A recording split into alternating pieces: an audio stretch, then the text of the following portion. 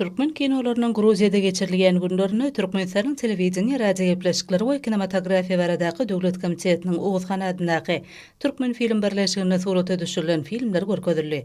Halkara ähmiýetli meden şäheриň açylyş tabratynda Günnäweriň beýik akyllar şahyry Magtymyl Pragynyň dolan günüň 300 ýyllyk şanly senetiniň dünýäniň dürli günjeklerini uly dawarlara beslenýän bellenildi.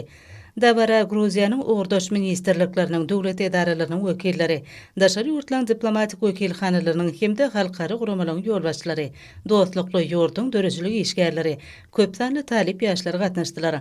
Munyň öňde iki ýurdun arasynda ýola goýulýan medeni insan perwer gatnaşyklaryň halkary hyzmatdaşlygynyň möhüm urlarynyň birini urlanynyň aýdyň suwtnamasydyr.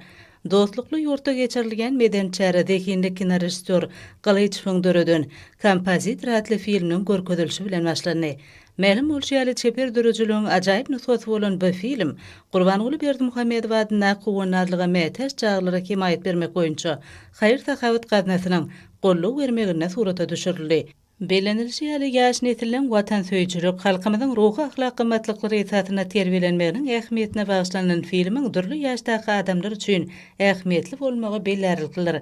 Ýeri gelen aýtsak, bu film halkara derejesinde geçirilen kino festivallara gatnaşyp, baýrakly urunlara munasip boldy. Gruziýada türkmen kinolarynyň güni münasibetli geçirilen dawran dowamyny edilen çykyşlarda bu şäheриň iki ýurdun dörejilik toparlarynyň arasynaky hyzmatdaşlygyň işçileşdirilmegine özara tejribe alşmakda möhüm orna münasipdigi barada aýdyldy.